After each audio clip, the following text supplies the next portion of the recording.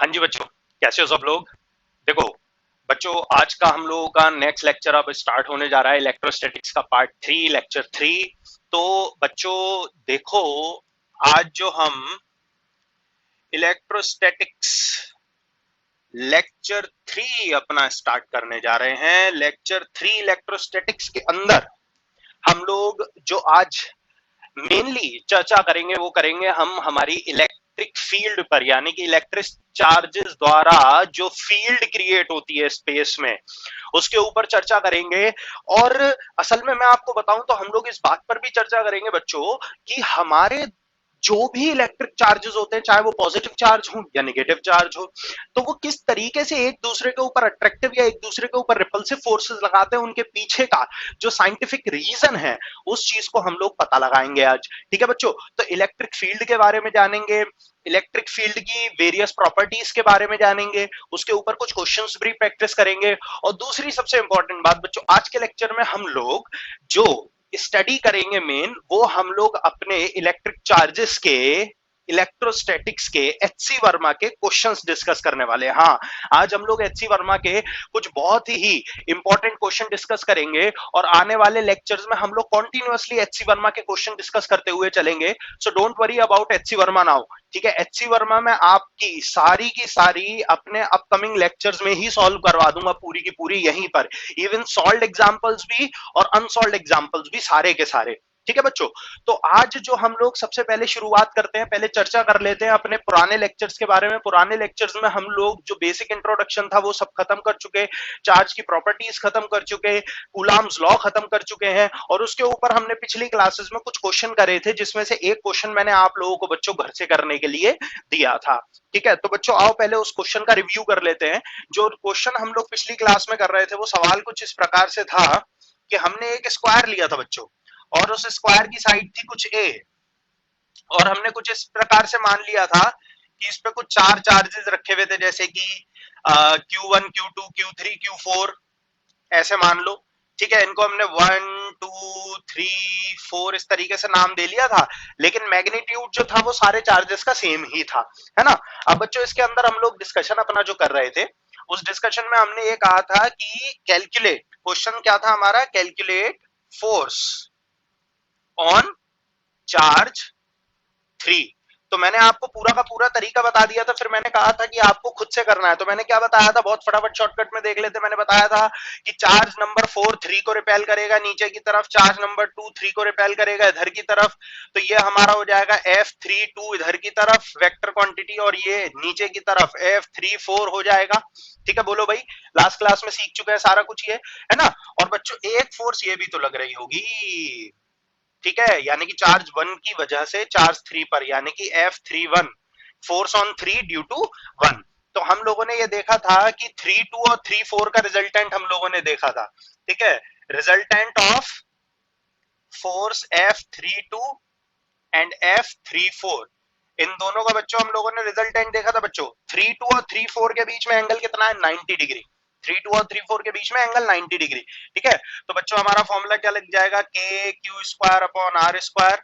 ठीक है, ये मान लो F32 हो गई, और यही सेम हमारी किसके लिए लगेगी, k q square upon are square, या फिर आर स्क्वायर की जगह बच्चों क्या ले सकते हैं, हमारा डिस्टेंस तो ए है तो ए का स्क्वायर ले लो। ठीक है, तो ये फोर्स हो गई F32, ये फोर्स हो गई F34। अब इनका वेक्टर रिजल्टेंट निकालना है ना, तो ए स्क्वायर प्लस बी स्क्वायर, और प्लस साथ में क्या होता है 2ab cos थीटा। बच्चों देखो F32 और 3 4 के बीच में कितने डिग्री का एंगल है, 90 डिग्री का एंगल, तो cos 90 तो जीरो, तो वो वाला फैक्टर जीरो हो गया था। ठीक है, तो इन दोनों का जो रिजल्टेंट आ गया वो इस पूरे का स्क्वायर रूट, यानी कि कितना, √2 times k q square upon are square. बोलो बात समझ आई नहीं आई। ठीक है, अब ये वाली जो इन दोनों का जो रिजल्टेंट होगा बच्चों, वो F31 के डायरेक्शन में ही होगा, इस वाले के डायरेक्शन में, इसके डायरेक्शन में। तो F31 और ये जो रिजल्टेंट है, इन दोनों के बीच में 0 डिग्री का एंगल हो गया। तो अब इनका रिजल्टेंट निकाल लो, यानी कि नेट फोर्स, नेट फोर्स बच्चों क्या आएगी, इसका और इसका रिजल्टेंट। ठीक है, तो जो हमारा ये वाला जो डिस्टेंस है, ये √2 टाइम्स ऑफ ए हो जाएगा। तो बच्चों F31 कितनी हो जाएगी, F31 ध्यान से देखेंगे, F31 प्लस रिजल्टेंट, इसका हमें वेक्टर सम निकालना है। तो बच्चों देखो F31 कितनी हो जाएगी, F31 हमारी हो जाएगी k q square upon under root 2a का होल स्क्वायर। बोलो हो जाएगी या नहीं हो जाएगी, है ना।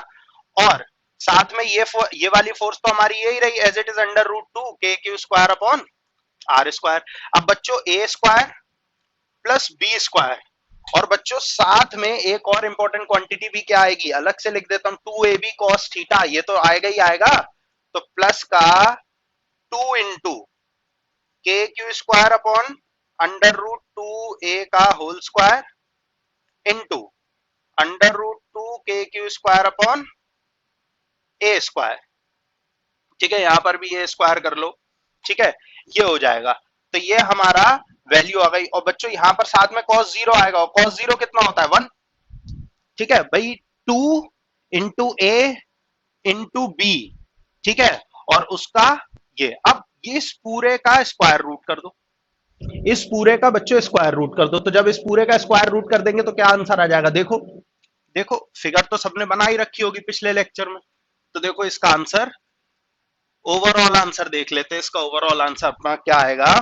तो बच्चों यहां पर ध्यान से देखें, तो देखो एक फैक्टर जो कॉमन निकल आएगा उसको देखते, देखो के q square upon a square, के q square upon a square, और यहां पर भी के q square upon a square into k q square upon a square है। तो बच्चों एक बात तो ध्यान से देखो कि के q square upon a square, इतना पूरा फैक्टर तो इसमें से कॉमन ही आ जाएगा ना, अंडर रूट में से।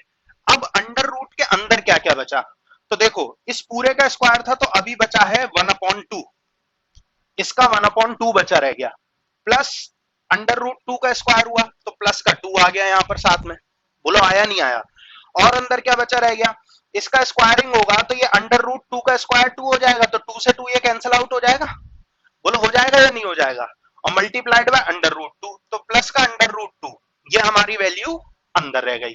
ठीक है, तो ये पूरा ओवरऑल हमारा रिजल्टेंट जो है वो साथ साथ बच्चों बनकर तैयार हो जाएगा, जो हम इस तरीके से फाइनल अपना आंसर रिपोर्ट कर सकते हैं। बोलो बात समझ में आई या नहीं आई।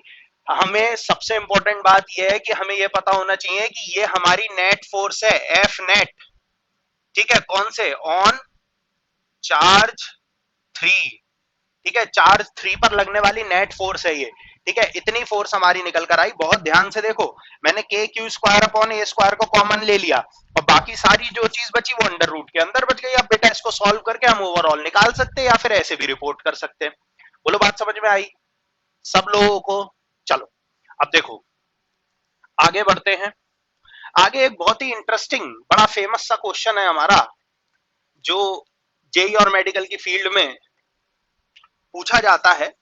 और उस क्वेश्चन को प्रैक्टिस करने का एक सबसे बड़ा कारण बच्चों हमारे सामने ये है कि उस क्वेश्चन की मदद से हम लोगों का वेक्टर का रिवीजन बहुत अच्छा हो जाएगा। देखो बड़ा इंटरेस्टिंग सवाल है। जैसे एक सवाल देखो, देखो जैसे मान लो एक घड़ी, हमने घड़ी ले ली है, ठीक है, उसमें बच्चों यहां पर क्या होगा 12, यहां पर क्या होगा 3, यहां पर 6, और यहां पर 9। ठीक है, 12 से 3 के बीच में 1 और 2, 3 से 6 के बीच में 4 और 5, 9 से 6 के बीच में 7 एंड 8, और 9 to 12 से 10 और 11। ये बन गया बच्चों, मैंने एक घड़ी जैसा ये बना दिया है फिगर, और इसके सेंटर पर रख दिया है एक 1 कूलाम का चार्ज। क्या रख दिया, 1 कूलाम का चार्ज। अब बच्चों ये जितने भी मैंने नंबर लिख रखे हैं ना यहाँ पर घड़ी पे, जितने नंबर लिख रखे हैं ये सारे के सारे चार्जेस हैं, और सबका मैग्नीट्यूड कितना कितना है, जितना जितना नंबर लिखा है। यानी कि ये 1 कूलाम है, ये 2 कूलाम है, ये 3 कूलाम, ये 4 coulomb, 5 coulomb, 6 coulomb, 7 coulomb, 8 coulomb, 9 coulomb, 10 coulomb, 11 coulomb, 12 coulomb. ठीक है, इस प्रकार से। अब हमें क्या निकालना है, हमसे सवाल पूछा गया कि find the net force on 1 coulomb. ये हमसे सवाल पूछा गया। भैया क्या सवाल पूछा गया, find the net force on 1 coulomb. बड़ा इंटरेस्टिंग सवाल है। ठीक है, अब कई बार तो क्या होता है कि कुछ बच्चे बड़ी जल्दबाजी में देखकर कि अरे चारों तरफ से फोर्स लग रही है तो कैंसल कटाकर कितनी हो जाएगी, 0 हो जाएगी। ऐसा नहीं है, यहाँ पर 0 नहीं होने वाली 1 कूलम पर लगने वाली फोर्स। क्यों, क्योंकि सब अलग अलग है, सब अलग अलग है, हमारे सारे चार्जेस अलग अलग है। देखो ध्यान से देखो बच्चों, एक बात देखो, 12 कूलम के अपोजिट में कौन सा चार्ज है, 6 कूलाम।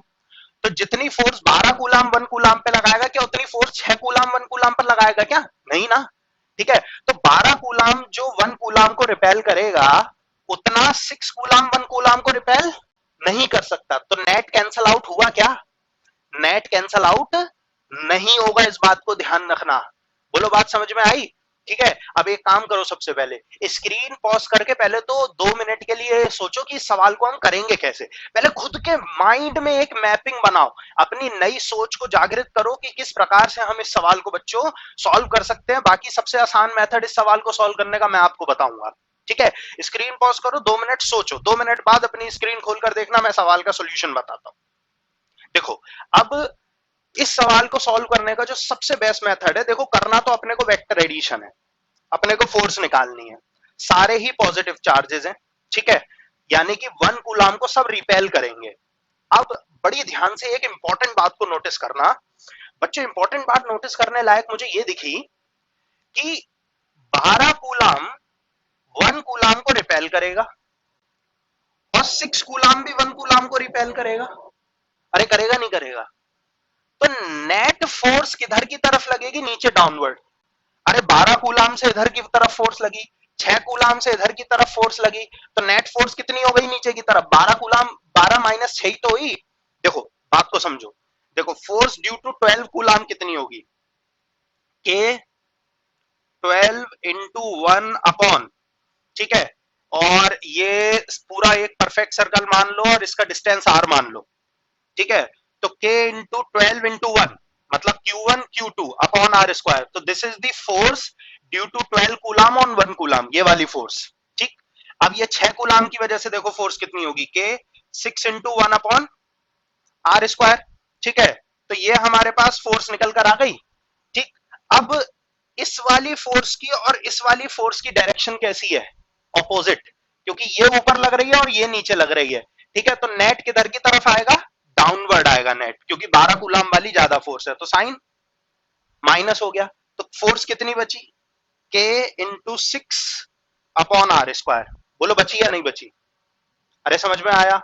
तो यानी कि नेट डाउनवर्ड डायरेक्शन में कितनी फोर्स लग गई? ठीक है, 6 मल्टीप्लाइड बाय के अपॉन आर स्क्वायर। बोलो बात समझ में आई?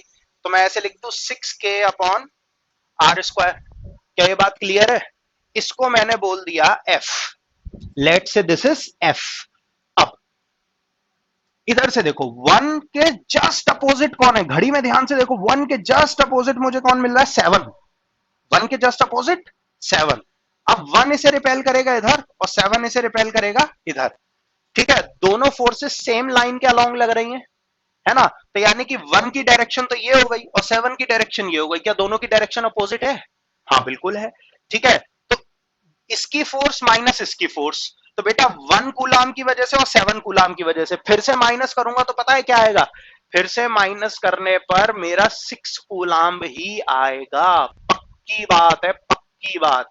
ठीक है, तो यानी कि नेट डायरेक्शन तो ऊपर की तरफ होगी, क्योंकि 7 कूलाम बड़ा है, ये ज्यादा धक्का लगाएगा ना ऊपर की तरफ। ठीक है, तो क्या मैं ऐसे लिख दूं?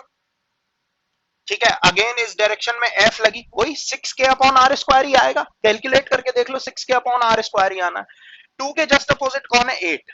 8 ने इधर लगाई, 2 ने इधर लगाई, फिर 8 माइनस 2 कितना हो गया? फिर से 6, तो 6 के स्क्वायर अपॉन आर स्क्वायर आया फिर से। बहुत बढ़िया बात है, नेट डायरेक्शन ये आएगी एफ की। ठीक, अब 9 के अपोजिट कौन? 3। 9 ने इधर लगाया, 3 ने इधर लगाया, 9 जीत गया। फोर्स कैसी आएगी? इधर की तरफ, ये भी एफ आएगी। 4 के अपोजिट 10। 4 ने इधर लगाया, 4 ने इधर, 10 ने इधर, 10 जीत गया, अगेन एफ। फिर 5 के अपोजिट कौन? 11। 11 ने इधर लगाया, 5 ने ऊपर लगाया, तो 11 की वजह से नीचे कितनी हो गई? एफ हो गई। सारी फोर्सेस आ गई, इतने बड़े डायग्राम को छोटे डायग्राम में कन्वर्ट कर दिया, और टोटल कितनी फोर्स है? 1 2 3 4 5 6, 6 फोर्सेस है मेरे पास। अब इन 6 फोर्सेस का रिजल्टेंट मेरे को निकालना, मेरा आंसर आ जाएगा नहीं आ जाएगा? अरे बोलो बात समझ में आई नहीं आई? ठीक है, तो इस तरीके से हम लोगों को यहाँ पर अपना सॉल्यूशन करना है बच्चों। ये बात बहुत बढ़िया तरीके से समझ लीजिए। अब मेरे बच्चों इधर ध्यान दो, इधर ध्यान दो, इधर ध्यान दो।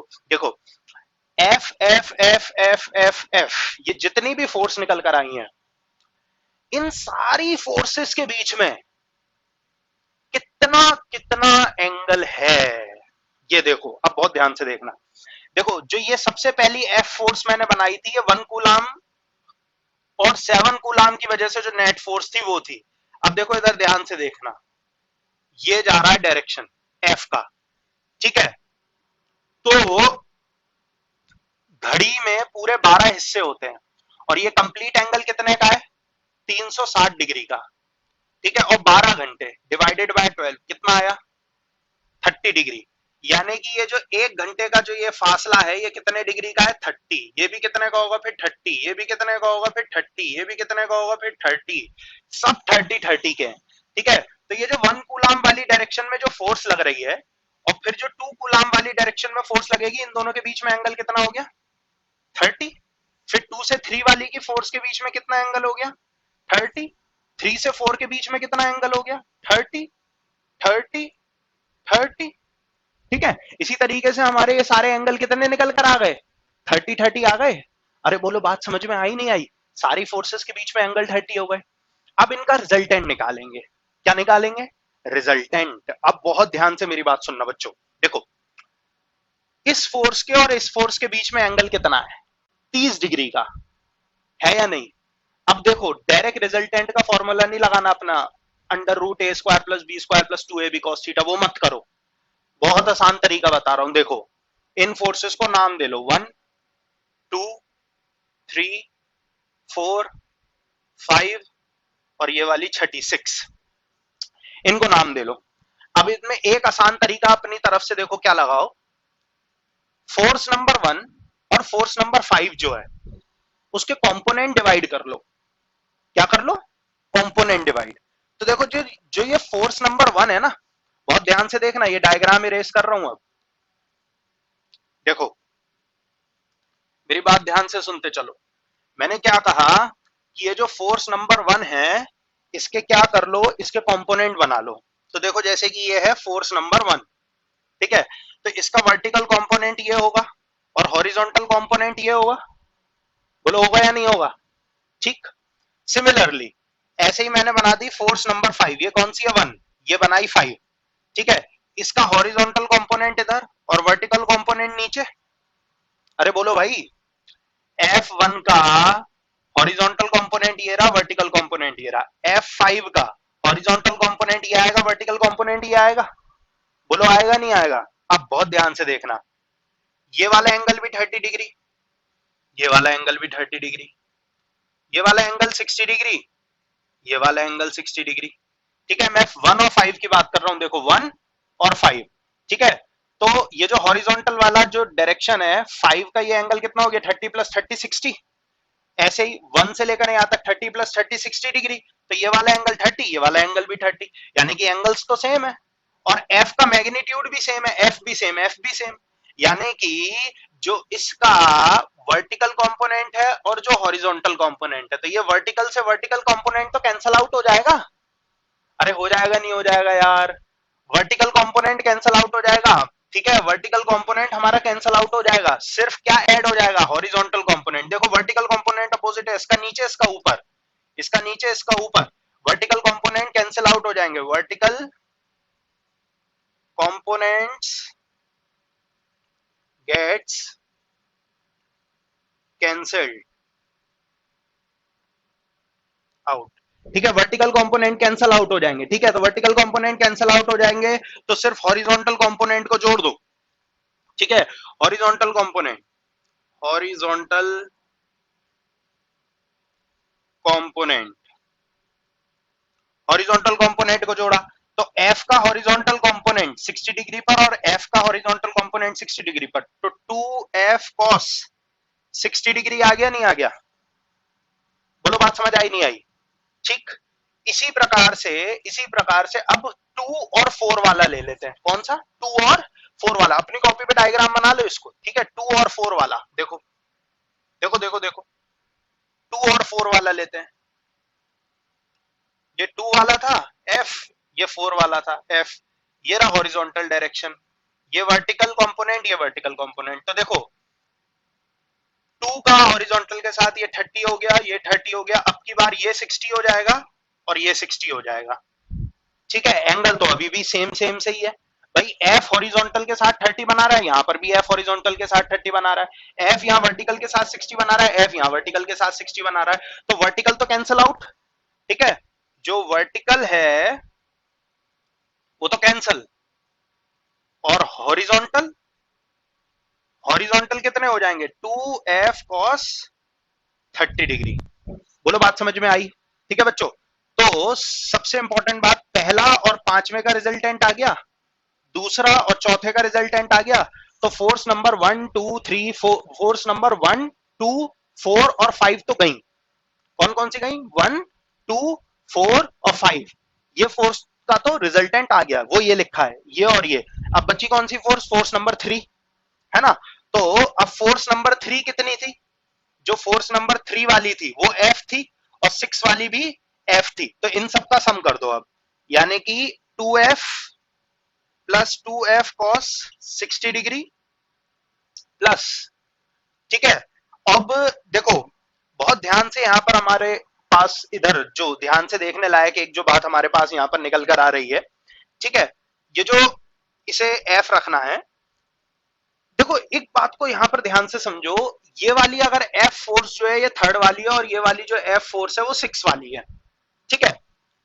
तो जो हमारी 3 वाली फोर्स है, देखो इन दोनों का जो रिजल्टेंट की डायरेक्शन है वो ये है, इन दोनों के भी जो रिजल्टेंट की डायरेक्शन है वो ये है, और जो 3 वाली फोर्स है वो भी इसी डायरेक्शन में है, तो ये तो सिंपली ऐड हो जाएंगी, 3 वाली फोर्स इसका resultant plus 2f cos 30 degree, ये तो सारी हॉरिजॉन्टल फोर्सेस ऐड हो गई। लेकिन जो 6 नंबर वाली फोर्स है ना, ये वाली, ये तो वर्टिकल डायरेक्शन में है, वर्टिकल डायरेक्शन में लग रही है डाउनवर्ड, वर्टिकल डायरेक्शन में डाउनवर्ड, ध्यान से अपना वो देखो, फिगर देखो जो बना रखी है, वर्टिकल डायरेक्शन में डाउनवर्ड लग रही है, तो ये तो हॉरिजॉन्टल डायरेक्शन में हो गई पूरी की पूरी, है ना। और जो एक फोर्स बच गई वो वर्टिकल डायरेक्शन में बच गई, ठीक है। तो अब देखो, अब देखो हॉरिजॉन्टल और वर्टिकल का मुझे अब क्या निकालना पड़ेगा, हॉरिजॉन्टल और वर्टिकल का मुझे निकालना पड़ेगा अब रिजल्टेंट, हॉरिजॉन्टल और वर्टिकल का मुझे क्या निकालना पड़ेगा, रिजल्टेंट निकालना पड़ेगा, ठीक है। तो net horizontal force, net horizontal force वो कितनी हो गई, वो तो हो गई F plus 2f cos 60 degree plus 2f cos 30 degree, इसे सॉल्व करके लिख लो, F कॉमन आ जाएगा इसमें से, 1 प्लस कितना बचा, ये हो गया 2, cos 60 डिग्री कितना हो गया 1/2, तो 2 से 2 बचा, ये भी 1 हो गया, cos 30 अंडर रूट 3/2, तो अंडर रूट 3/2 आ गया, तो ये नेट फोर्स कितनी आ गई, F under plus 2 plus root 3/2, ये हॉरिजॉन्टल फोर्स आ गई। Vertical force, net vertical force कितनी होगी, वो तो टोटल F थी, ठीक है। अब रिजल्टेंट निकाल लो भाई, हॉरिजॉन्टल और वर्टिकल का रिजल्टेंट क्या होगा, हॉरिजॉन्टल और वर्टिकल के बीच में 90 डिग्री का एंगल, ठीक है। तो यानी कि F का स्क्वायर, A का स्क्वायर प्लस B का स्क्वायर, यानी कि F 2 प्लस रूट 3/2 का होल स्क्वायर, और प्लस 2AB cos थीटा, दोनों के बीच में 90 डिग्री का एंगल है, वो तो जीरो हो गया कंपोनेंट, तो इसे सॉल्व कर लो, तुम्हें तुम्हारा आंसर मिल जाएगा। बोलो बात समझ में आई।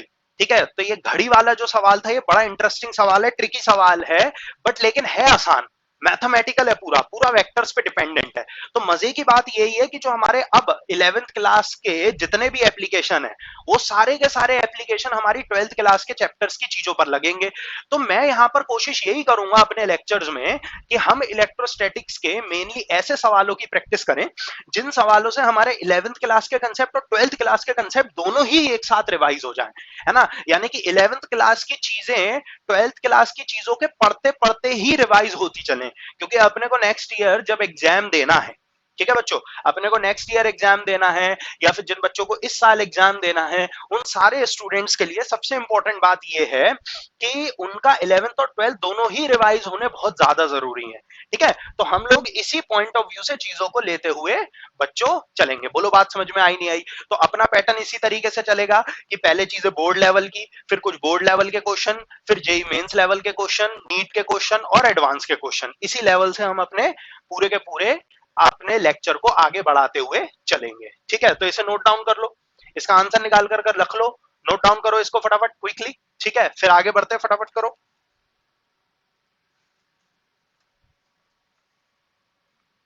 देखो, अब आगे बढ़े। आगे बच्चों बढ़ेंगे तो आगे बढ़ने से पहले एक और सवाल, जैसा कि मैंने क्या कहा कि 11th जैसी ही चीजों पर सवाल दूंगा। एक बढ़िया कंसेप्ट पर सवाल और देखो, देखो इधर देखो, क्वेश्चन एक बढ़िया कंसेप्ट पर सवाल देखो। जैसे मान लो ये एक चार्ज है क्यू, बोलो क्या है, क्यू चार्ज। ये इधर एक चार्ज और है क्यू, दोनों के बीच में एक स्ट्रेट लाइन है, होनी भी चाहिए। ठीक है, दो पॉइंट्स को कनेक्ट करेंगे तो स्ट्रेट लाइन ही बनेगी।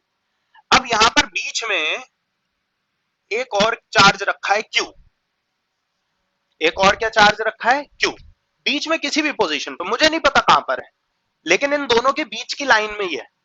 तो हमसे यह पूछा जा रहा है कि find the position of Q so that it remain in equilibrium, it remains in equilibrium। ठीक है, अब देखो ये वाला जो Q चार्ज है दिस इज फिक्स्ड, ये फिक्स्ड है, ये अपनी जगह से नहीं हिल सकता। और ये वाला Q चार्ज भी क्या है, दिस इज ऑल्सो फिक्स्ड, ये भी अपनी जगह से नहीं हिल सकता, बट ये मूवेबल है, ये मूवेबल है। So this Q charge is placed on the line joining these two charges। इस चार्ज और इस चार्ज को ज्वाइन करने वाली लाइन पर कैपिटल Q को हमने रख दिया और हमने कहा कि पता लगाओ वो पोजीशन जहां पर कैपिटल Q अपनी इक्विलिब्रियम पोजीशन में मेंटेन रहे। तो बच्चों एक काम कर लेते हैं, बड़ा आसान सी बात है, ऐसा मान लेते हैं इस पूरे डिस्टेंस को मान लेते हैं L और यहां से यहां तक के डिस्टेंस को मान लेते हैं X। तो ये वाला डिस्टेंस कितना हो गया, L माइनस एक्स। अरे बोलो हो गया नहीं हो गया, है ना। अब बच्चों इक्विलिब्रियम की कंडीशन क्या होती है, तो सबसे पहले हम लोग लिखेंगे इसके सॉल्यूशन में कि condition, condition for equilibrium, condition for equilibrium. तो इक्विलिब्रियम में रहने की कंडीशन क्या है, इक्विलिब्रियम में रहने की कंडीशन बच्चों की force on charge, force on charge Q due to, इसको बोल देते 1, इसको बोल देते 2, यानी कि force on capital Q due to 1 बराबर होनी चाहिए force on capital Q due to 2 के। अरे होनी चाहिए ना, इसकी वजह से इस पर फोर्स और इसकी वजह से इस पर लगने वाली फोर्स अगर दोनों एक दूसरे के बराबर हो जाएं जिस भी पोजीशन पर, तो इक्विलिब्रियम आ जाएगा। अपने को इक्विलिब्रियम ही तो लाना है। ठीक है, तो इक्विलिब्रियम आ गया बच्चों। ये इक्विलिब्रियम कौन सा होगा, इक्विलिब्रियम है ये बेसिकली हमारा मैकेनिकल इक्विलिब्रियम की बात कर रहे हैं हम लोग। ठीक है, जो हम लोगों ने 11th क्लास में मैकेनिक्स के अंदर पढ़ा था, मैकेनिकल इक्विलिब्रियम, रोटेशनल इक्विलिब्रियम सब पढ़े थे, नहीं पढ़े थे, उनके पार्ट्स भी पढ़े थे, स्टेबल अनस्टेबल न्यूट्रल, है ना। तो ये हमारा मैकेनिकल इक्विलिब्रियम है। तो force on capital Q due to 1, force on capital Q due to 2। ठीक है, तो दोनों की फोर्स बराबर कर दो, क्या दिक्कत है, 1/4 पाई एप्सिलॉन नॉट और Q1 Q2 upon x square, और बराबर कर दो 1/4 pi epsilon not Q1 Q2 upon L minus x का होल स्क्वायर। बहुत बढ़िया बात है, वेरी गुड, टनाटन। यानी कि ये दोनों फोर्सेस एक दूसरे के बराबर होनी चाहिए, बिल्कुल सही बात आ गई भाई निकलकर, अगर ये दोनों एक दूसरे के बराबर होनी चाहिए तो यहां पर क्या हुआ, ये तो ये कट गया, ये भी कट गया। ठीक है, अब बचा क्या, 1/x² बराबर 1/L माइनस एक्स का होल स्क्वायर। अब तो ये बचा रह गया, बोलो बचा रह गया या नहीं रह गया। ठीक है, अब अगर हम इस वैल्यू को बहुत ध्यान से ऑब्जर्व करें तो हमारे पास बच्चों, हम ऐसे ऐसे भी तो लिख सकते हैं रेसिप्रोकल करके कि x² is equal to L minus x का होल स्क्वायर, बोलो लिख सकते हैं या नहीं। ठीक है, अब अगर इसको हम लोग बहुत ध्यान से ऑब्जर्व करें, ठीक है, तो बच्चों दोनों साइड स्क्वायर रूट ले लेते हैं, तो x बराबर L माइनस एक्स हो गया। अरे मैंने बोथ साइड स्क्वायर रूट ले लिया यार, x is equal to L minus x. तो बच्चों L बराबर आ गया 2x के, यानी कि x कितना आ गया, L बाय 2। अरे वाह, इसका मतलब क्या हुआ, इसका मतलब ये हुआ कि ये जो Q चार्ज है ये कहां पर होना चाहिए, बिल्कुल बीचों बीच। और बहुत कॉमन सेंस की बात भी थी, बहुत कॉमन सेंस की बात थी। वैसे तो ओरली सॉल्व होने वाला सवाल था, बट हमें तरीका जानना था कि इक्विलिब्रियम वाले सवालों को किस तरीके से सॉल्व करते हैं। तो यहां पर हमने क्या करा, इलेक्ट्रोस्टैटिक्स में हमने मैकेनिक्स का एक छोटा सा एप्लीकेशन लगाया, बेहद छोटा सा, रिवीजन के लिए, 11th क्लास के रिवीजन के लिए। ठीक है, तो यहां पर x और l माइनस एक्स, अब बच्चों देखो x की वैल्यू l/2 पुट करूंगा तो ये l/2, और ये l माइनस l/2 भी l/2 हो जाएगा, यानी कि q will be in the middle, बिल्कुल बीचों बीच होना चाहिए, सो दैट कि इट रिमेन्स इन इक्विलिब्रियम।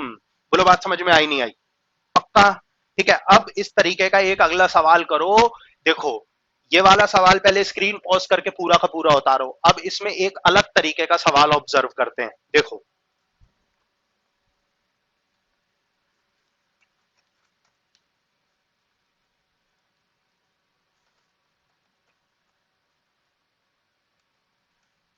देखो बच्चों, अब अगला सवाल एकदम सेम है, स्ट्रेटेजी एकदम सेम, आंसर लेकिन अलग आएगा, स्ट्रेटेजी एकदम सेम। देखो एक चार्ज मैंने ले लिया Q, अगेन कैसा है, फिक्स्ड है, कोई दिक्कत वाली बात नहीं, कैसा है, फिक्स्ड है, बहुत बढ़िया बात।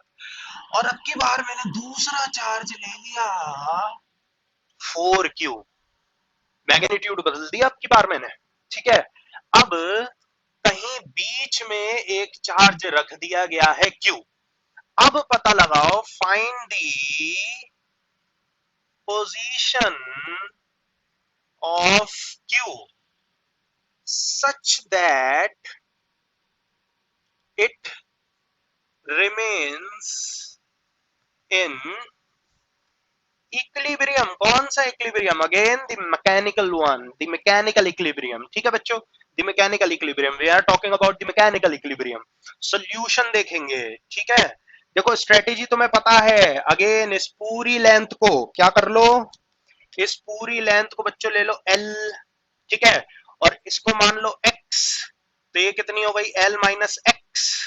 ठीक है, अरे हो गई नहीं हो गई क्या? ठीक है, L माइनस एक्स हो गई। ठीक है, अब क्राइटेरिया, कंडीशन फॉर इक्विलिब्रियम लगाओ, क्या लगाओ, कंडीशन फॉर इक्विलिब्रियम।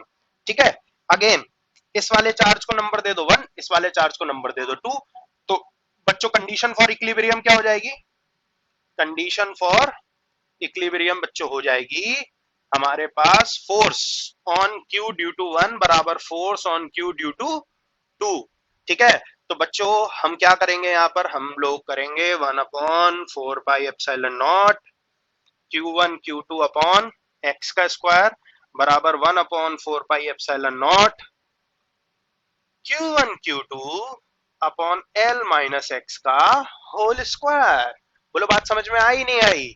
ठीक है, अब की बार यहाँ 4Q आएगा, इस बात का ध्यान रखेंगे। तो अगेन आगे सॉल्यूशन को बढ़ाएं, Q से Q कट गए, 1/4 पाई एप्सिलॉन नॉट से 4 पाई एप्सिलॉन नॉट कट गया, बचा क्या, 1/x स्क्वायर बराबर 4/L माइनस एक्स का होल स्क्वायर। बहुत शानदार बात है। ठीक है, इसका रेसिप्रोकल कर दो। ठीक है, तो एक्स स्क्वायर बराबर एल माइनस एक्स का whole square by 4, both side क्या कर दें, स्क्वायर रूट ले लेते हैं, तो क्या बचेगा, x is equal to L minus x upon 2। अरे बोलो बचेगा नहीं बचेगा? ठीक है, तो 2 इधर गया, तो 2x is equal to L minus x, तो बच्चों 3x is equal to L आ गया, यानी कि x इज इक्वल टू कितना आ गया, एल बाय 3। देखो अब की बार एल बाय 2 नहीं आया, क्या आया, एल बाय 3 आया। तो तुमने x L बाय 3 लिया, तो यानी कि चार्ज नंबर 1 से L बाय 3 होना चाहिए, तो चार्ज नंबर 2 से कितना हो जाएगा, L माइनस एल बाय 3। अरे हो जाएगा ना, L माइनस एल बाय 3 कितना हो जाएगा, 2L बाय 3। तो असल में अगर मैं डेटा के साथ नई फिगर बनाऊं तो क्या होगा, देखो ये तो हो गया चार्ज नंबर 1, यहां बना लेते चार्ज नंबर 2 जो कि 4Q था। ठीक है, तो अब चार्ज है कहां पर, चार्ज है कहीं यहां पे। ठीक है, ये कैपिटल Q चार्ज कहीं यहां पर है L बाय 3 पोजीशन पर, और यहां से 2L बाय 3 पोजीशन पर है। बोलो बात समझ में आई नहीं आई? ठीक है, यानी कि स्मॉल q के पास और 4Q से दूर। अब कुछ कुछ याद आ रहा है, स्टार्टिंग के लेक्चर नंबर 1 में मैंने एक इलेक्ट्रिक फील्ड लाइंस का डायग्राम बनवाया था, और उसमें मैंने बताया था कि एक तरफ Q चार्ज है, एक तरफ 2Q चार्ज है, तो 2Q वाली जो लाइंस है वो काफी आगे तक आएंगी और Q वाली लाइंस कम दूर तक जाएंगी। ठीक है, तो यानी कि 2q वाला ज्यादा ताकत लगा सकता है, मैग्नीट्यूड ज्यादा, और q वाला कम ताकत लगाएगा, है ना। तो जो फोर्स लगती है, फोर्स तो डिस्टेंस के इनवर्सली प्रोपोर्शनल होती है ना स्क्वायर के, ठीक है। तो डिस्टेंस जितना कम, फोर्स उतनी ज्यादा, डिस्टेंस जितना कम, फोर्स उतनी ज्यादा। तो q से डिस्टेंस कम है तो q ज्यादा फोर्स लगाएगा, और 4q से डिस्टेंस कम है तो 4q कम फोर्स लगाएगा, लेकिन इसका मैग्नीट्यूड ज्यादा था, इसके चार्ज का मैग्नीट्यूड ज्यादा था। तो चार्ज का मैग्नीट्यूड ज्यादा को किसने कंपनसेट कर दिया? दूरी ने, है ना भाई। चार्ज का मैग्नीट्यूड ज्यादा तो फोर्स ज्यादा लगेगी, लेकिन साथ ही साथ दूरी बढ़ गई, डिस्टेंस बढ़ गया। अब अगर डिस्टेंस बढ़ गया, अगर डिस्टेंस बढ़ गया और मैग्नीट्यूड भी बढ़ा हुआ है, तो डिस्टेंस बढ़ने से फोर्स कम हुई और मैग्नीट्यूड की वजह से फोर्स बढ़ी हुई थी। तो बढ़े हुए मैग्नीट्यूड को डिस्टेंस ने कंपनसेट कर दिया, और यहां पर मैग्नीट्यूड कम था और डिस्टेंस भी कम था। तो कम मैग्नीट्यूड के द्वारा लगने वाली फोर्स को बढ़ा किसने दिया? डिस्टेंस ने, क्योंकि डिस्टेंस कम है, ठीक है। तो इसी वजह से छोटे मैग्नीट्यूड वाले के करीब और बड़े मैग्नीट्यूड वाले से दूर तभी इक्विलिब्रियम आ सकता है, वरना इक्विलिब्रियम नहीं आ सकता। बोलो बात समझ में आई क्या? ठीक है। और अगर ना भी समझ में आई हो तो अपने को कुछ लेना देना नहीं, अपने को क्या ध्यान रखना है? अरे क्या ध्यान रखना है? Condition for equilibrium, direct condition for equilibrium लगाओ, आंसर निकालो, टू द पॉइंट आंसर आएगा। एग्जाम में ऐसे ही पूछा जाता है। बोलो बात समझ में आई नहीं आई? अरे बात समझ में आई? पक्का? लॉक कर दें? आगे बढ़े? चलो ठीक है। देखो, ये कुछ प्रकार के सवाल हो गए बच्चों जो इलेक्ट्रोस्टैटिक्स के अंदर हमसे पूछे जाते हैं। अब आगे कुछ सवालों की और प्रैक्टिस करेंगे, बट सवालों की प्रैक्टिस से पहले थोड़ा सा थ्योरी वाला पार्ट भी हम लोग कवर करते चलते हैं, सो दैट कि थ्योरी के पोर्शन जैसे जैसे और आगे बढ़ेंगे तो इंटरेस्टिंग सवाल बनाने में आसानी होगी, ठीक है। अब अगली चीज जो इंटरेस्टिंग चीज है बच्चों, हम लोग क्या पढ़ने जा रहे हैं? इलेक्ट्रिक फील्ड, इलेक्ट्रिक फील्ड या इलेक्ट्रिक फील्ड लाइंस के बारे में पढ़ने जा रहे हैं बच्चों। इलेक्ट्रिक फील्ड बिल्कुल उसी तरीके से समझने योग्य बात है जैसी, याद करो, जो हम लोग ग्रेविटेशन में पढ़ा करते थे, ग्रेविटेशनल फील्ड, है ना बच्चों। यहां सबसे इंपॉर्टेंट बात यह है कि हमने पिछली क्लासेस में यह बात जानी थी ना कि प्लस और प्लस रिपेल करते हैं, माइनस और माइनस रिपेल करते हैं, और प्लस और माइनस अट्रैक्ट करते हैं। ये दोनों रिपेल, ये दोनों अट्रैक्ट, ठीक है। अब क्यों करते हैं प्लस प्लस रिपेल, क्यों करते हैं माइनस माइनस रिपेल, क्यों करते हैं प्लस माइनस अट्रैक्ट? ठीक है, हमने फील्ड लाइंस का एक डायग्राम बनाया था कि भैया अगर प्लस प्लस का डायग्राम होगा तो फील्ड लाइंस इस तरीके से बाहर निकलती हुई नजर आएंगी, इससे भी ऐसे ऐसे ऐसे ऐसे, है ना, एंड सो ऑन। इस तरीके से फील्ड लाइंस का डायग्राम बनेगा, और प्लस और माइनस का जो है वो ऐसे बन जाएगा, यहां से ऐसे गई लाइनें और गई लाइनें, एंड सो ऑन। बहुत बच्चों वाली चीज, ये पढ़ा था ना, है ना। तो बच्चों, जो चीज फोर्स के लिए रिस्पॉन्सिबल है वो असल में पता है क्या चीज है? Force field lines. जो चीज फोर्स के लिए रिस्पॉन्सिबल है वो किसके, वो क्या चीज है? Force field lines. अब देखो, इस बात को समझो। देखो, मैंने क्या बताया था कि पॉजिटिव चार्ज से रेडियली आउटवर्ड कुछ फील्ड लाइंस निकलती हैं। वो फील्ड लाइंस कहां पर जाकर खत्म होती है? पॉजिटिव चार्ज से निकलने वाली फील्ड लाइंस या तो नेगेटिव चार्ज पर या सीधे इंफिनिटी पर। बोलो बात समझ आई? ठीक है, या तो नेगेटिव चार्ज पर या फिर सीधे इंफिनिटी पर। अब एक बात को हम ध्यान से देखें कि जो हमारा अगर पॉजिटिव चार्ज किसी आइसोलेटेड स्पेस में रखो, आइसोलेटेड स्पेस में मतलब दूर दूर तक कोई नहीं है, दूर दूर तक कोई नहीं है, एकदम अकेला, वीरान, ऐसे पॉजिटिव चार्ज लाइंस बाहर की तरफ को निकलती हुई, ठीक है, रेडियली आउटवर्ड, ठीक है। तो अब जो ये रेडियली आउटवर्ड फील्ड लाइंस निकल रही है ना चारों तरफ, तो इसने अपने चारों तरफ एक इमेजिनरी जाल फैला रखा है जो दिखाई नहीं देता लेकिन होता है, दिखाई नहीं देता लेकिन महसूस किया जा सकता है। किसके द्वारा? किसी चार्ज के द्वारा। देखो, मेरी मेरी बात को समझो, मैंने आपको ये बात समझा रखी है, ठीक है। ग्रेविटेशन में आप लोगों ने पढ़ा भी होगा कि जो जो हमारी एक ग्रेविटेशनल बॉडी होती है जिसका m मास हो, ठीक है, तो कोई दूसरी m मास वाली बॉडी भी उसके ऊपर फोर्स लगाती है, दोनों एक दूसरे के ऊपर फोर्स लगाती है। देखो इमेजिन करो, देखो अर्थ है, अर्थ है, अर्थ, ठीक है, अर्थ ने मुझ पर ग्रेविटेशन फोर्स लगा रखी है, तभी तो मैं अर्थ पे चिपका हुआ हूं, रुका हुआ हूं, मुझ पे नीचे की तरफ फोर्स लग रही है ना, कितनी mg, ठीक है। तो ये जो नीचे की तरफ फोर्स लग रही है, this is the gravitational attraction of earth on me, मेरे ऊपर लगने वाला। लेकिन ये लग किस वजह से रहा है? अर्थ की अपनी खुद की एक ग्रेविटेशनल फील्ड है और मेरी भी एक ग्रेविटेशनल फील्ड है, उन दोनों फील्ड ने आपस में इंटरेक्शन करा, तब फोर्स लगी, है ना।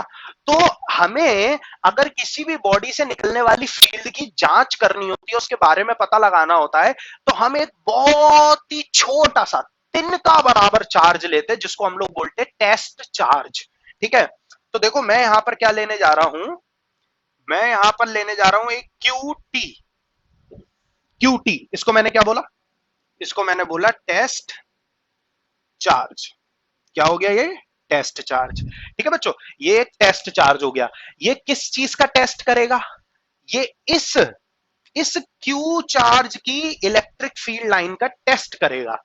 बच्चों ये भी पॉजिटिव चार्ज है, ये भी पॉजिटिव चार्ज है, ठीक है। अब ये जो मेरा पॉजिटिव चार्ज है ना, और ये जो पॉजिटिव चार्ज है, इसकी पूरी की पूरी फील्ड लाइन में और कोई दूसरा चार्ज नहीं है, एकदम दूर दूर तक अकेला, बिल्कुल दूर दूर तक अकेला। सिर्फ एक ये छोटा सा, बड़ा ही छोटा सा, इसके आगे बहुत छोटा सा चार्ज हम लेकर आए और उसको यहां पे लाके रख दिया। देखो मैं क्यों बार बार कह रहा हूं छोटा सा, बहुत छोटे से कहने का मतलब क्या है? बहुत छोटे से कहने का मतलब यह है कि इसके द्वारा जो फील्ड लाइंस निकलेंगी, इस QT के द्वारा जो फील्ड लाइंस निकलेंगी, वो QT के द्वारा निकलने वाली फील्ड लाइंस इसकी फील्ड लाइंस के साथ, इसकी फील्ड लाइंस के साथ इंटरेक्ट तो करेंगी, बट लेकिन इसकी फील्ड लाइंस इतनी जबरदस्त है कि उसके आगे इसकी फील्ड लाइंस का पता नहीं चलेगा। जैसे देखो मेरी बात समझो, जैसे मान लो मैं हूं, ठीक है, और मैं अर्थ पर खड़ा हूं, तो अर्थ एक बहुत बड़ी बॉडी है ना, अर्थ की ग्रेविटेशनल फील्ड बहुत जबरदस्त तरीके से फैली हुई होगी, मेरी ग्रेविटेशनल फील्ड अर्थ के आगे क्या है? कुछ भी नहीं है, ठीक है। तो यानी कि अगर अर्थ की ग्रेविटेशनल फील्ड के साथ मेरे द्वारा क्रिएट की गई ग्रेविटेशनल फील्ड को कंपेयर किया जाए तो नेग्लिजिबल होगा, है ना। ऐसे समझ लो समुद्र के, पूरे समुद्र के आगे एक ग्लास पानी, ठीक है, बिल्कुल ऐसी वाली बात। तो यानी कि फील्ड लाइंस तो इसकी भी है, ठीक है, और फील्ड लाइंस इसकी भी है, बट इसके आगे इसकी फील्ड लाइंस का कुछ पता नहीं लगेगा। हमने इसीलिए ऐसा चार्ज लिया है क्योंकि हमें मेनली इसकी फील्ड लाइंस की स्टडी करनी है। बच्चों समझ रहे हो ना बात, इसलिए इसको टेस्ट चार्ज को इतना छोटा लिया है। अब लेकिन इसकी जो फील्ड लाइंस है वो इसकी फील्ड लाइन से इंटरेक्ट करेंगे, तो दोनों के बीच में बच्चों क्या होगा? रिपल्शन। ये भी पॉजिटिव है, ये भी पॉजिटिव है, इसलिए रिपल्शन। अगर ये नेगेटिव होता तो अट्रैक्शन होता, है ना। अब जैसे ही ये इससे इंटरेक्ट करेगा तो ये इसको रिपेल करेगा, बोलो करेगा या नहीं करेगा? ठीक है।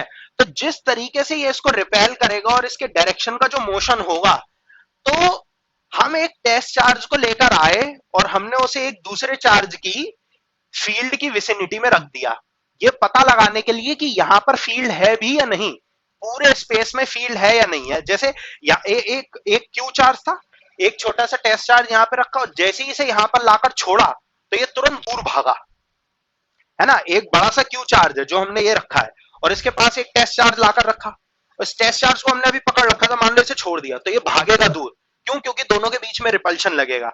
अब वो दूर भाग रहा है, यही किस बात की पहचान है?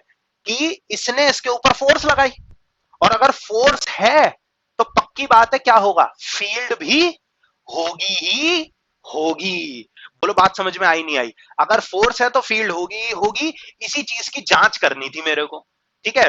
मुझे इसकी फील्ड पता लगाने के लिए ये देखना था कि ये किसी चार्ज पर फोर्स लगा रहा है या नहीं लगा रहा। अगर फोर्स लगा रहा है तो फील्ड भी है, क्योंकि जब फील्ड लाइंस इंटरेक्ट करती है तभी फोर्स लगती है। बोलो बात समझ में आई? है ना। तो बच्चों इसी को हम लोग इलेक्ट्रिक फील्ड या इलेक्ट्रिक फील्ड लाइंस बोलते हैं। अब बच्चों ये जो इलेक्ट्रिक फील्ड हमने समझी है, ठीक है, अब ये जो हमने इलेक्ट्रिक फील्ड समझी है, ये जो बच्चों इलेक्ट्रिक फील्ड है, ये असल में ये एक वेक्टर क्वांटिटी है, ठीक है। ये जो हमारी इलेक्ट्रिक फील्ड है, ठीक है, it is a vector quantity, ठीक है। और ये बात तो देखो हम लोग पहले ही डिस्कस कर चुके हैं कि पॉजिटिव चार्ज से रेडियली आउटवर्ड और नेगेटिव चार्ज में radially inward electric field lines होती हैं, है ना।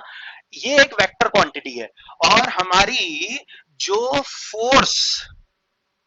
फोर्स थी टेस्ट चार्ज के और हमारे चार्ज के बीच में, वो कितनी हो जाएगी, 1/4 pi epsilon naught Q into Q not, या क्यू टी लिया था हमने टेस्ट चार्ज, अपॉन दोनों के बीच का डिस्टेंस ले लेते हैं आर स्क्वायर, इतनी फोर्स थी।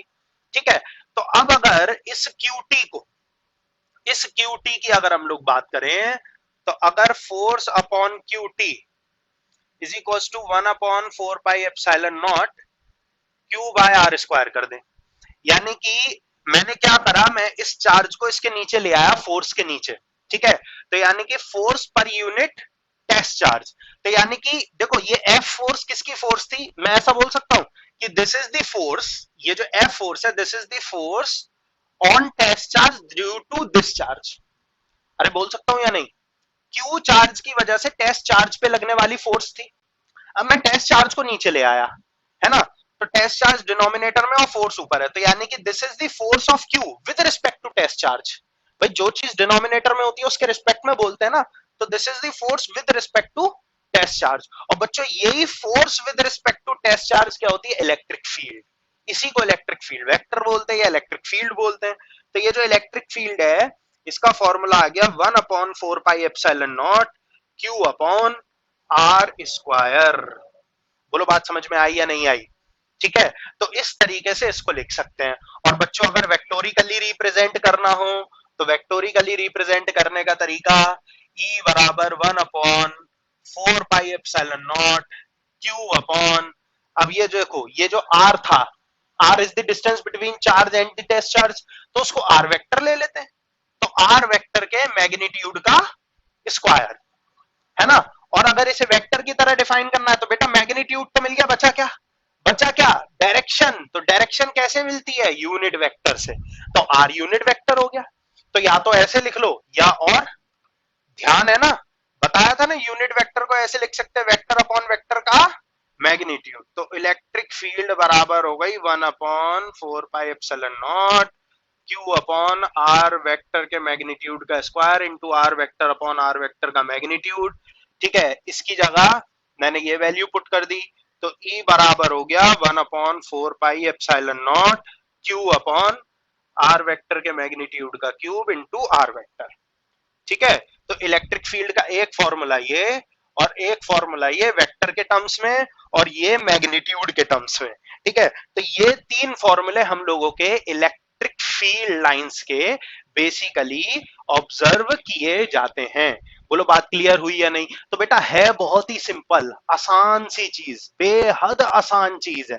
ठीक है, जिसको हमें समझना है, मतलब अगर फोर्स का फॉर्मूला समझ में आ गया था, फोर्स का रिलेशन समझ में आ गया था, तो इसे समझना कोई बहुत भारी मुश्किल बात नहीं है।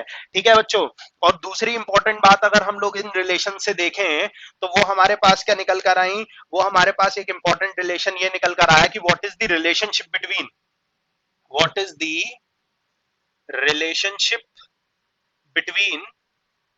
Force and electric field. Force और इलेक्ट्रिक फील्ड के बीच में रिलेशन क्या आया, F इज इक्वल टू, देखो यहां से देखा ना हमने, F अपॉन क्यू बराबर ई क्या था। ठीक है, तो F vector is equal to Q into E vector. This is the relationship between force and electric field. ठीक है, बोलो बात समझ में आई या नहीं आई। This is the relationship between force and electric field. ठीक है बच्चों, स्क्रीन पॉज करो और इस पूरे को अच्छी तरीके से मेंशन कर लो। ठीक है, इसे लिखो अच्छे से, इसके बाद हम इसके ऊपर कुछ क्वेश्चंस की प्रैक्टिस स्टार्ट। बच्चों लिख लिया सबने। अब देखो, अब हम लोग आगे बढ़ते हैं। ठीक है, अब हम लोग आगे बढ़ते हैं और नेक्स्ट कुछ सवाल पर चर्चा करते हैं। अच्छा, इसमें यह ध्यान रखना, यहां पर मैंने ये क्यू जनरलाइज लिखा है। ठीक है, क्यू जनरलाइज्ड है, वरना यहाँ पर वैसे वो क्यू क्या था, वो टेस्ट चार्ज था, यानी कि जिसकी वजह से जिस पर लग रही है, तो वो क्यू टेस्ट चार्ज है, एफ अपॉन टेस्ट चार्ज बराबर ही था ना। तो ये देख लेना, मतलब गलत मत उतार लेना, ध्यान रखना इसमें कहीं कंफ्यूज हो जाओ, टेस्ट चार्ज था।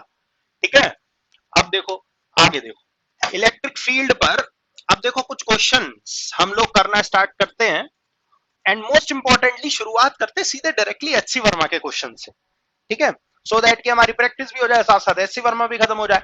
ठीक है, एक बारी एनसीईआरटी के सारे questions, back example, solve examples, ये सारे फिनिश कर लें और एक बार अच्छी तरीके से एनसीईआरटी खत्म हो जाए और फिर अपने प्रीवियस ईयर आए हुए आईआईटी के और नीट के अगर क्वेश्चन एक बार लगा लिए तो अपनी एक तरीके से जेई की तैयारी बहुत बढ़िया तरीके से हो जाती है। ठीक है, मतलब जो बेयर मिनिमम रिक्वायरमेंट होती है, जो बेयर मिनिमम रिक्वायरमेंट है, उसके लिए हम लोग जनरली एचसी वर्मा के एग्जांपल्स, उसके क्वेश्चन सॉल्व करना प्रेफर करते हैं। ठीक है, और काफी अच्छी तरीके से हम लोग जो ऑब्जेक्टिव क्वेश्चन प्रैक्टिस करने की कोशिश कर सकते हैं वो हम लोग कर सकते हैं बेटा, जो प्रीवियस ईयर हमारे जेई मेंस के, एडवांस के या नीट के आए हुए सवाल हैं। ठीक है, उन्हें सॉल्व करने से हमारे लिए बेनिफिट ये होता है कि हमें एक बहुत बढ़िया आइडिया लग जाता है कि आईआईटी या नीट किस प्रकार के सवाल हर साल पूछ रहा है। ठीक है, और फिर हम लोग देखते हैं कि हमारे कंसेप्ट कहां कहां पर वीक है, हमें खुद पता लग जाता है सवाल करते समय कि कौन सा सवाल हमसे नहीं हो रहा। ठीक है, तो फिर हमें जैसे ये बात पता लग जाती है, सवाल सॉल्व करने बैठे हम, जैसे मान लो हम 15 साल के जेई के पेपर लेकर बैठे, या मैं नीट का स्टूडेंट हूं तो मैं 15 साल के नीट के प्रीवियस ईयर आए हुए मेडिकल के क्वेश्चन पेपर लेकर बैठा, भले से मान लो एम्स के, नीट के। ठीक है, पहले जमाने में उसको पीएमटी के नाम से भी जाता जाता था, एआईपीएमटी के नाम से भी जाना जाता था, अब तो नीट हो गया है सब कुछ। तो मान लो हम 15-15 साल के सवाल लेकर बैठे, एक जेई का स्टूडेंट या एक नीट का स्टूडेंट, उनने सवाल को सॉल्व करना शुरू करा। अब जब वो सवाल को सॉल्व करना शुरू कर रहा है तो उसने एक बात बड़ी इंपॉर्टेंट ऑब्जर्व करी कि वो सवाल को लगातार सॉल्व करते गया और उसने देखा कि 2-3 टाइप के क्वेश्चन हैं जिनमें मैं बार बार फंस रहा हूं। तो उसको तुरंत आइडिया लग जाएगा कि आईआईटी या नीट इस प्रकार के सवाल देना पसंद करता है और मैं बार बार इन जैसे सवालों में फंसता हूं, तो यानी कि मेरे यही पिन पॉइंटेड कंसेप्ट है जिन पर मेरे को काम करने की आवश्यकता है, वो मेरे को पता लग जाता है। और दूसरी चीज की एचसी वर्मा सॉल्व करना हमारे लिए इसलिए इंपॉर्टेंट है क्योंकि उसके अंदर बहुत जनरलाइज्ड वे में क्वेश्चन गिवन होते हैं, जिससे कि जो क्वेश्चन बिल्कुल ब्रेन ओपनर्स होते हैं, एकदम दिमाग खोल कर रख देते हैं टॉपिक के अंदर कि अच्छा यहां पर ये लगना था, अच्छा इसके अंदर ये सोच लगनी थी, डीप में जाकर कंसेप्ट स्टडी हो जाते हैं। अब जनरली होता क्या है कि नीट के बच्चों के दिमाग में एक बात बैठी रहती है, मेडिकल स्टूडेंट्स के दिमाग में एक बात बैठी रहती है जब भी वो एचसी वर्मा लेकर बैठते हैं, उनको लगता है कि एचसी वर्मा तो जेई वाले बच्चों के लिए, अपने लिए एचसी वर्मा करना जरूरी नहीं है। बच्चों लेकिन बहुत सावधान हो जाएं, ध्यान से बता दूं, पिछले 2 सालों से 3 सालों से जो नीट का पैटर्न लगातार चलता चला आ रहा है ना, ठीक है, उसके अनुसार नीट में एचसी वर्मा की इंपॉर्टेंस बढ़ती चली जा रही है लगातार। मतलब नीट पहले बिल्कुल सीधे सीधे क्वेश्चन दे दिया करता था टू द पॉइंट, बट लेकिन अब मेडिकल के स्टूडेंट्स के लिए थोड़ी सावधानी बढ़ गई है। मेडिकल में भी हमारे फिजिक्स के क्वेश्चन खूब बढ़िया तरीके से ट्विस्टेड क्वेश्चन आने लग गए, यानी कि मल्टीपल कंसेप्ट बेस्ड क्वेश्चन आने लग गए। ठीक है, पहले एक कंसेप्ट कर ही एक सिंगल क्वेश्चन हुआ करता था, अब एक ही क्वेश्चन में 2 या 3 कंसेप्ट लगा दे रहे हैं। जैसे हम लोगों ने अभी क्वेश्चन किए इलेक्ट्रोस्टैटिक्स में, मैकेनिक्स लगा दी, वेक्टर्स लगा दिया, ऐसे ही एग्जाम में लगा लगाकर 2-2 3-3 चीजें मिलाकर दे दी जाती है। इन्हीं चीज पर एचसी वर्मा सर ने बहुत अच्छा काम करा है अपनी किताब में। इसलिए नीट के स्टूडेंट्स के लिए बात बहुत जरूरी है कि उन्हें एचसी वर्मा सॉल्व करना बहुत इंपॉर्टेंट है उनके लिए भी, अगर वो अच्छी रैंक स्कोर करना चाहते हैं। ये बात को बहुत ध्यान से समझ लो, इस बात को, बच्चों के दिमाग में गलत फहमी बैठ जाती है नीट के स्टूडेंट्स के लिए। और जेई के स्टूडेंट्स के लिए तो, उनके लिए तो ये समझ लो कि उनका ग्रंथ है। ठीक है, मतलब शुरुआत ही इससे करनी है, इससे ही बढ़िया प्रैक्टिस की तरफ आगे बढ़ पाओगे, करनी। ठीक है, और सॉल्व सारी मैं कराऊंगा, मेरी जिम्मेदारी है, मैं तुम्हें यहाँ पर सारे क्वेश्चन कराऊंगा, सॉल्व अनसॉल्व सब सब करने का तरीका मैं सिखाऊं।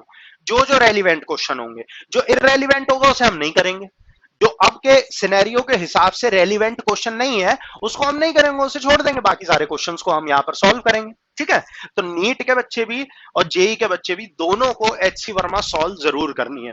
बच्चों नीट के स्टूडेंट्स, मेडिकल के स्टूडेंट्स इस बात को सुन लें कि एचसी वर्मा करना इंपॉर्टेंट क्यों हो रहा है, क्योंकि ट्रिकी क्वेश्चंस आ रहे हैं, मल्टीपल कंसेप्ट बेस्ड क्वेश्चन आ रहे हैं, और बच्चों उसके पीछे लॉजिक भी है।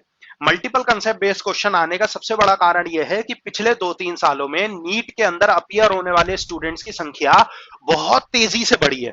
ठीक है, तो पहले नीट में, मेडिकल में इतने स्टूडेंट्स नहीं जाने लगते थे जितने लाखों की संख्या में अब जाने लग गए। तो कंपटीशन बहुत टफ हो गया। अब कंपटीशन टफ होगा तो जो पेपर मेकिंग एजेंसी है, जो पेपर मेकिंग टीचर्स हैं, वो लोग क्वेश्चन के लेवल का बढ़ाएंगे। ठीक है, तो क्वेश्चन का लेवल बढ़ाने के लिए वो ये नहीं करते कि टफनेस लेवल बढ़ा दें, वो क्या करते हैं, मल्टीपल कंसेप्ट इंट्रोड्यूस कर देते हैं। ठीक है। तो यानी कि अब रटे रटाए फॉर्मूले से अपना काम नहीं चलेगा, आपने को multiple based concept based question के ऊपर प्रैक्टिस करनी पड़ेगी। तो HC Verma is equally important for medical NEET students, ठीक है, ये बात बिल्कुल ध्यान से समझकर चलें, और जेई के स्टूडेंट्स के लिए तो बच्चों इंपॉर्टेंट है ही है। तो हम लोग एचसी वर्मा से शुरुआत करते बच्चों। देखो, जिन लोगों के पास एचसी वर्मा है वो तो अपनी एचसी वर्मा निकाल लें, बेहतर रहेगा, ठीक है। और जिनके पास नहीं भी है तो कोई ऐसी चिंताजनक बात नहीं है, ठीक है। तो क्वेश्चन को देखते हुए चलते हैं, मेरे साथ साथ क्वेश्चन पढ़ेंगे। जो मैं अभी जो ये क्वेश्चन डिस्कस करने जा रहा हूं ये एचसी वर्मा पार्ट 2 का, एचसी वर्मा पार्ट 2 का पेज नंबर 106 का सॉल्व एग्जांपल है। और पेज नंबर 106 का सॉल्व एग्जांपल कह रहा है two charges 10 microcoulomb and minus 10 microcoulomb are placed at points A and B separated by a distance of 10 centimeter. Full stop. Find the electric field at a point P on the perpendicular bisector of AB at a distance of 12 centimeter from its middle point. ठीक है, पहले बहुत ध्यान से एक बारी फिर से सवाल को पढ़ो, मैं जब तक बोर्ड पर फिगर बना रहा हूं, ठीक है, जब तक मैं बोर्ड पर फिगर बना रहा हूं। क्वेश्चन नंबर हमें दिया हुआ है, सॉल्व एग्जांपल है, सॉल्व एग्जांपल 29.1 किसका, एच सी वर्मा का, ठीक है, पेज नंबर 108, ठीक है। सवाल इस प्रकार है बच्चों, उसने हमें क्या दिया है, उसने हमें दो चार्जेस दिए हैं, एक तो 10 माइक्रोकूलम और एक -10 माइक्रोकूलम है, और कह रहा है पी पॉइंट जो कि इसके परपेंडिकुलर बाइसेक्टर पर है, तो ये लाइन है, तो इसका परपेंडिकुलर बाइसेक्टर ये हो गया, ठीक है। और इस पर एक पॉइंट है पी, और जो हमारा on the perpendicular bisector of A B, यानी कि this is A this is B, इसके परपेंडिकुलर बाइसेक्टर पर है, और कह रहा है at a distance of 12 centimetre from its middle point, यानी कि ये रहा मिडिल पॉइंट, यहां से इस पी पॉइंट तक की ये जो दूरी है दिस वन, ये इतनी दूरी बच्चों कितनी है, 12 सेंटीमीटर। यहां से इस वाली लाइन से यहां तक की दूरी कितनी है, 12 सेंटीमीटर, ठीक है। अब ये 12 सेंटीमीटर की दूरी उसने हमें बोली है, और ये हमसे कह रहा है कि find the electric point on P on the perpendicular bisector. तो बच्चों, परपेंडिकुलर बाइसेक्टर पर अगर इलेक्ट्रिक फील्ड निकालनी है तो बहुत सिंपल सी बात है, अब देखो सॉल्यूशन को देखो कैसे करेंगे, ठीक है। अब हमें क्या करना है, बहुत सिंपल सी बात है कि इस पॉइंट पर अगर हम लोग देखें हमें इलेक्ट्रिक फील्ड निकालनी है, तो अगेन इस पॉइंट पर क्या मान लो, एक टेस्ट चार्ज मान लो क्यूटी, क्या मान लो, इस पर एक टेस्ट चार्ज मान लो क्यूटी। अब देखो, ये प्लस का मान लो, इसको भी प्लस का मान लो, लेकिन ये माइनस का है, तो प्लस वाले की वजह से इसके ऊपर चार्ज किस डायरेक्शन में लगेगा, मतलब फोर्स किस डायरेक्शन में लगाएगा चार्ज, 10 माइक्रोकूलम की वजह से इस पर फोर्स लगेगी इस डायरेक्शन में, बोलो लगेगी या नहीं। और -10 इसको अपनी तरफ अट्रैक्ट करेगा, क्योंकि ये माइनस है ये प्लस है, तो इस पर फोर्स लगेगी इस लाइन के अलाउंग, और इस पर फोर्स लगेगी ऊपर के अलाउंग। बोलो बात समझ में आई है नहीं है बच्चे, ये वाला एंगल और ये वाला एंगल, ठीक है, ये वाला जो दोनों एंगल है ये तो बराबर है, एक दूसरे के इक्वल है, इसे भी थीटा मान लो, इसे भी थीटा मान लो, अरे क्योंकि ये परपेंडिकुलर बाइसेक्टर है ना यार, बिल्कुल मिडिल पॉइंट से यहाँ 12 सेंटीमीटर पर, तो इस पॉइंट से भी सेम दूरी, इस पॉइंट से भी सेम दूरी, ठीक है। तो अब बहुत सिंपल सी बात है, अगर हम लोग देखें कि यहां पर और यहां पर इन दो डायरेक्शन में हमारी फोर्स लग रही है, ठीक है। तो जैसे मान लो यहां पर एक फोर्स लग गई, यहां पर भी फोर्स लग गई, फोर्स का मैग्नीट्यूड तो दोनों तरफ बराबर है बट डिस्टेंस अलग अलग है, देखो मैग्नीट्यूड तो दोनों चार्ज का सेम है और क्यूटी पर ही फोर्स लग रही है, ठीक है। हम फोर्स लेकर चल रहे हैं, फोर्स से इलेक्ट्रिक फील्ड अपने आप आ जाएगी, क्योंकि इलेक्ट्रिक फील्ड बेटा किसके बराबर होती है, ठीक है, इलेक्ट्रिक फील्ड बराबर होती है फोर्स अपॉन टेस्ट चार्ज के, ठीक है। तो बच्चों देखो, इसको मान लो 1, इसको मान लो 2, रिपल्सिव वाली फोर्स 1, अट्रैक्टिव वाली 2, ठीक है। तो जो मेरी F1 वाली फोर्स हो गई वो हो जाएगी 1/4 पाई एप्सिलॉन नॉट, और Q 10 माइक्रोकूलम, तो बेटा माइक्रो का मतलब होता है 10 की power -6 into QT divided by, अब देखो यहां से लेकर यहां तक का डिस्टेंस निकालना है, क्या निकालना है, यहां से यहां तक का डिस्टेंस। अब इन दोनों के बीच का जो डिस्टेंस है, ए और बी का जो बीच का जो डिस्टेंस है वो है 10 सेंटीमीटर। अब ये परपेंडिकुलर बाइसेक्टर है तो ये 5 सेंटीमीटर हो गया, है ना, और ये वाला 12 सेंटीमीटर, तो बेस 5 सेंटीमीटर, परपेंडिकुलर 12 सेंटीमीटर, तो हाइपो निकल आएगी। तो ए से पी का डिस्टेंस निकालना है, तो ए से पी का डिस्टेंस हो जाएगा √5 का स्क्वायर प्लस 12 का स्क्वायर, ठीक है। तो 5 का स्क्वायर बेटा कितना 25, 12 का स्क्वायर 144, ठीक है, अंडर रूट करा, ये कितना हो गया ऐड करके 169, ये किसका स्क्वायर रूट होता है 13 का। बहुत बढ़िया बात, यानी कि ये डिस्टेंस कितना निकल कर आ गया 13 सेंटीमीटर का डिस्टेंस निकल कर आ गया। अगर ये डिस्टेंस 13 सेंटीमीटर का है तो force on test charge due to 10 microcoulomb, तो बच्चों 13 सेंटीमीटर ऐसा यूनिट में कन्वर्ट करेंगे 10 की पावर -2 इसका स्क्वायर। बोलो ये हो गया या नहीं, है ना। तो यानी कि इलेक्ट्रिक फील्ड 10 माइक्रोकूलम की वजह से इलेक्ट्रिक फील्ड क्यूटी को नीचे ले जाओ, तो 1/4 पाई एप्सिलॉन नॉट 10 into 10 की पावर -6 अपॉन 13 into 10 की पावर -2 का होल स्क्वायर। बोलो बात समझ आई नहीं आई। सिमिलरली अट्रैक्टिव वाली फोर्स, अट्रैक्टिव यानी कि 2 वाले की वजह से 1/4 पाई एप्सिलॉन नॉट 10 into 10 की पावर -6 अपॉन 13 into 10 की पावर -2 का होल स्क्वायर। बोलो आएगा नहीं आएगा, बात समझ में आई, ठीक है। अब ये निकल कर आ गया। अब बच्चों एक सिंपल सी बात है, मुझे क्या देखना है, मुझे सबसे इंपॉर्टेंट बात है, मुझे पता लगाना है इन दोनों फोर्सेस के बीच का एंगल, क्योंकि दोनों फोर्स के बीच का एंगल निकाल लिया तो दोनों इलेक्ट्रिक फील्ड के बीच का एंगल भी निकाल लूंगा। देखो इलेक्ट्रिक फील्ड बराबर फोर्स अपॉन टेस्ट चार्ज के, टेस्ट चार्ज तो एक चार्ज कैसी क्वांटिटी होती है स्केलर। अब इलेक्ट्रिक फील्ड और फोर्स यानी कि दोनों की डायरेक्शन सेम होगी, तो यानी कि जो फोर्स के बीच में एंगल होगा वही किसके बीच में एंगल होगा, इलेक्ट्रिक फील्ड के बीच में भी, है ना। तो मुझे इन दोनों के बीच का अगर एंगल पता लग जाए तो मैं इन दोनों इलेक्ट्रिक फील्ड का वेक्टर का रिजल्टेंट निकाल लूंगा ना, है ना। तो अब बच्चों एक बात बताओ, इसके और इसके बीच में जो एंगल होगा ये वाला इतना एंगल, सिर्फ इतना एंगल हॉरिजॉन्टल से F1 का एंगल, वो भी थीटा होगा। अरे ये सेम होगा ना, और ये वाला एंगल और ये वाला एंगल ये भी थीटा होगा, यानी कि दोनों के बीच का एंगल कितना हो गया 2 थीटा। तो मैं ऐसे लिख सकता हूं, यहां पर लिख देते हैं, यहां पर लिख देते हैं कि angle between F1 and F2 is equal to 2 theta. तो बच्चों यहां पर angle between F1 and F2 कितना हो गया 2 थीटा हो गया। तो अगर ये एंगल 2 थीटा हो गया तो हम लोग रिजल्टेंट इलेक्ट्रिक फील्ड निकाल सकते हैं अपना सिंपल कन्वेंशनल फॉर्मूला लगाकर कि E1 का स्क्वायर यानी कि इस डायरेक्शन में प्लस E2 का स्क्वायर यानी कि इस डायरेक्शन में plus 2E1 E2 cos theta. अब देखो ये जो cos थीटा एंगल होता है वो दोनों वेक्टर्स के बीच में होता है, तो इस वाले वेक्टर और इस वाले वेक्टर के बीच में टोटल एंगल कितना है थीटा प्लस थीटा 2 थीटा, तो यहाँ पर 2 थीटा आएगा, ये बात याद रखे 2 थीटा आएगा। देखो ऑल्टरनेट मेथड के अंदर क्या करो, ऑल्टरनेट मेथड के अंदर जो हम लोगों ने जो दो फोर्सेस या दो इलेक्ट्रिक फील्ड का डायरेक्शन लिया, जैसे मान लो ये पॉइंट P था, इस पर एक इधर और एक इधर, F1 कह लो या E1 कह लो, E1 E2 मान लेते हैं, इन दोनों के बीच में 2 थीटा का एंगल लग रहा था। बोलो लग रहा था या नहीं। तो ऐसे मान लो ये हॉरिजॉन्टल है, दिस इज हॉरिजॉन्टल, तो हम एक काम ना करें डायरेक्टली हॉरिजॉन्टल और वर्टिकल कंपोनेंट बना लेते हैं यार, ठीक है। तो देखो एक ऊपर एक नीचे, ठीक है।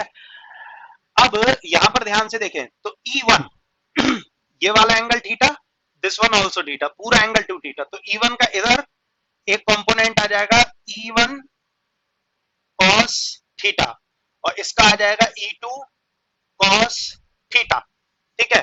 E1 cos थीटा और E2 cos थीटा ये निकल कर आ गया, और जो वर्टिकल कंपोनेंट थे वो कैंसल आउट, ठीक है। Vertical component, vertical component cancel out, horizontal component adds up, कितना हो गया 2E cos थीटा, ठीक है। क्योंकि E1 बराबर E2 बराबर E के ही तो है, अरे दोनों मैग्नीट्यूड वाइज तो सेम ही है, बस डायरेक्शन ही तो अलग अलग है, ठीक है। तो 2E cos थीटा निकल आया, अरे आ गया नहीं आ गया, वर्टिकल कंपोनेंट तो कैंसल आउट हो गए, है ना। बस हॉरिजॉन्टल कंपोनेंट हम लोगों के बचे, तो हॉरिजॉन्टल कंपोनेंट के अकॉर्डिंग हम लोगों ने ये निकाला और 2E cos थीटा हमारा इस प्रकार से निकल कर आ गया। So this is our final answer, है ना। और cos थीटा की वैल्यू वो हम निकाल ही सकते हैं 5/13, वैल्यू पुट करो you will get your answer, E की वैल्यू पुट करो आंसर निकाल। बोलो समझ में आया नहीं आया, अरे बात क्लियर हुई या नहीं हुई, क्लियर उतार लो। बच्चों देखो इस वाले एग्जाम्पल को करने के बाद होमवर्क के तौर पर HC Verma solved example question number 1 to question number 8 और अनसॉल्व्ड एक्सरसाइज जो है, एक्सरसाइज यानी कि सब्जेक्टिव क्वेश्चन की बात कर रहा हूं, question number 1 to question number 10 तक। ठीक है, 8 ये 10 ये टोटल 18 क्वेश्चन का होमवर्क है। इतने क्वेश्चन नेक्स्ट लेक्चर तक सॉल्व करके रखो फटाफट। ठीक है, क्विकली नेक्स्ट लेक्चर आने से पहले इतने क्वेश्चनों को सॉल्व करो। नेक्स्ट लेक्चर में हम इन क्वेश्चन का डिस्कशन करेंगे और आगे के टॉपिक्स की बात करेंगे, यानी कि अब हमें पोटेंशियल की चर्चा करनी है। पोटेंशियल और इलेक्ट्रिक फील्ड के बीच में रिलेशनशिप स्टडी करना है। तो नेक्स्ट आने वाले लेक्चर में एचसी वर्मा के सॉल्व एग्जांपल 1 से 8 और अनसॉल्व एक्सरसाइज वाले क्वेश्चन 1 से लेकर 10 तक का डिस्कशन हम लोग करेंगे। ठीक है, तब तक के लिए अपना पूरे पिछले तीनों लेक्चर की सारी चीजों को अच्छे से रिवाइज करके रखें। आज के जितने भी मैंने लेक्चर पढ़ाया है उसके कॉपी पर बहुत बढ़िया से नोट्स बनाकर रखें और जितने भी मैं एचसी वर्मा के या अदर एग्जांपल सॉल्व करा रहा हूं उनको अपने नोट्स में जरूर मेंशन करो। ठीक है, नेक्स्ट क्लास में नेक्स्ट लेक्चर आने से पहले सारे टॉपिक्स बहुत अच्छी तरीके से रिवाइज करो और क्वेश्चन को बहुत अच्छे से सॉल्व करके रखेंगे। ठीक है, ओके बच्चों।